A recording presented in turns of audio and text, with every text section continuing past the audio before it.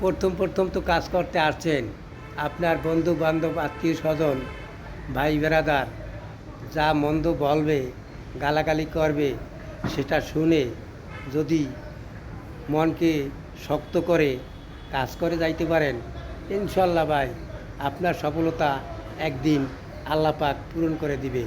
আমি বললাম, খেয়াল রাখবেন ভাই। তো কারোর কথায় কোনো কান দিবেন না। আপনি সামাজিক মতো ভিডিও তৈরি করবেন, ভিডিও পোস্ট করবেন ভাই।